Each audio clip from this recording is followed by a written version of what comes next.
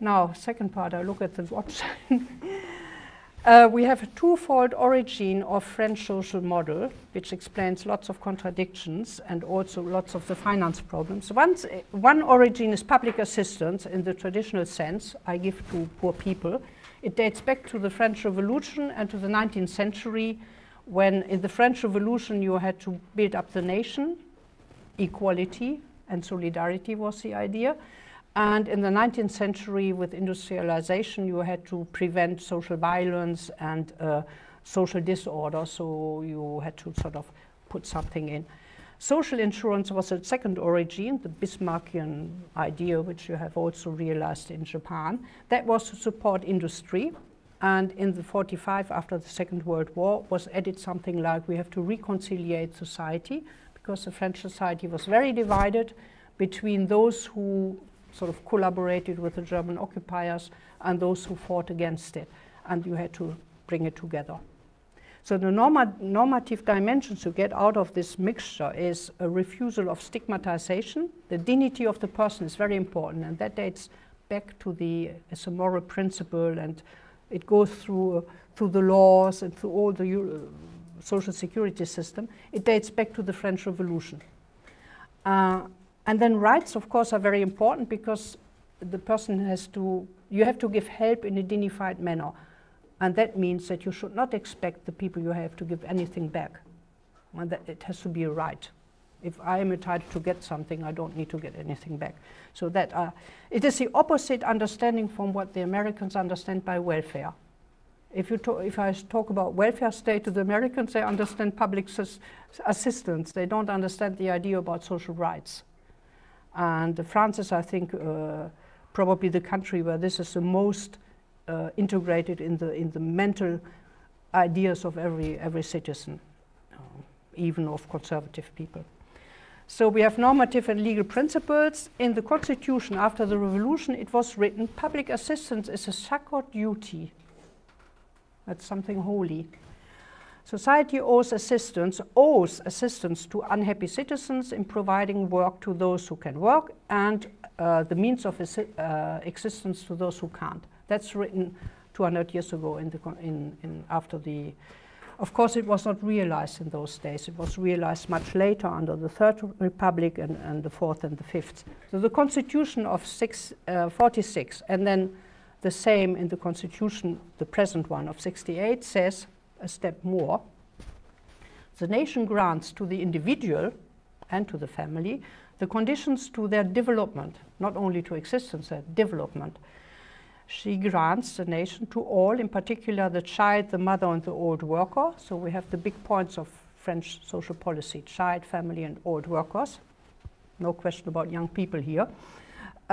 Protection, material security, rest time, and leisure.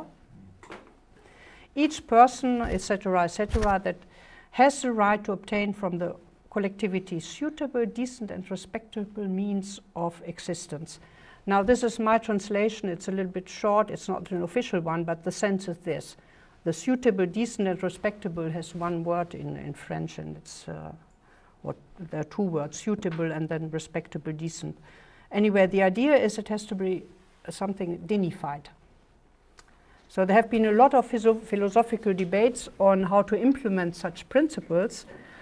The idea was in 45 a beverage model, a big national service where everything is grouped together and everybody gets the same thing. But they couldn't put it into work. They had previous institutions which were Bismarck-like, and especially these mutualized health insurances and retirement insurances.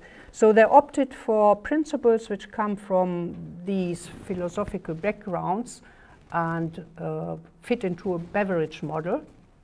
But they took as a technique the organization of a Bismarckian model, a compromise. The result is they produced, until now, universalism. That means non-distributive benefits via a Bismarckian system, which is based on contribution, only contributive system.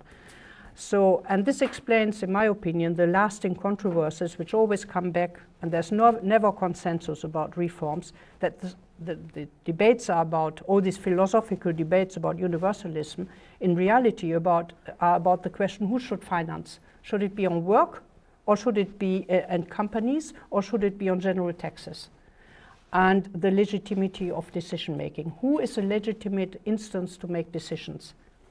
Is it the trade unions and the employers, or is it the state, or is it the administration? And most people would say, well, the state, because it's elected, but the state is also the administration, institutional dependencies, and so on. So reforms always provoke huge contest and protest, because everybody wants to define the Republican values, liberty, equity, and equality, and solidarity. These inform the general principles, and there are very active actors behind who go into the street, organize huge protests. These are the mutualist societies, the teachers' union, and the teachers in the schools, public service trade unions, and other trade unions, and the whole left. So there's a potential of a potential actor group, big one, to prevent all sorts of reforms on economic reasons. And the question is, as we have somehow lost the idea of who is the legitimate decider on these issues, because we are between Bismarck and Beveridge and the state regulating everything. Finally, now, since a few years, public opinion is very closely monitored to see what would be acceptable, what we could do. We need to do something, but what could we do? We listen to public opinion. And I'll show you a picture. That's the end of the second part. The questions were number 1 here and number 2, blue and green. The social security increases public debts. People were told this. It is in this way that they hinder overcoming the crisis. So it's bad for us because we can't overcome the 2006 crisis. Sorry, there's an English mistake here. So do you agree or not with this statement? And the second statement is the social security limits the impact of economic crisis in France, so it's a good thing. And the other one is it hinders us to overcome the crisis. Now, opinion in 2009, just after the crisis, people supported majority that social security should be even more developed because it softens the impact of crisis. And only 45 said maybe it gives us too much public debt and it will make things more difficult. Now, look how it evolved in 5 years. Now the majority thinks that there's too much public debt and we should worry about this and maybe we should cut a little bit back a few benefits. And those who think that all these benefits are really wonderful and a good thing for the country, they become slightly minority, but they're still sort of divided half-half, and you cannot make a policy with these half-half. Okay. Now the whole thing means people are rethinking now very slowly about what universalism means, and they start thinking slowly that it should be reserved for only people who contribute, and we should anything that's not contributive should be really targeted to very poor people. We should not give child allowances to people who earn a lot of money. But for health, it's a different matter. Whilst public opinion remains favorable in general to universalism, with a few, support is eroding, these were the figures I told you, but nearly 70% still prefers total universal access to the health insurance for all without any distinction. So health is something different.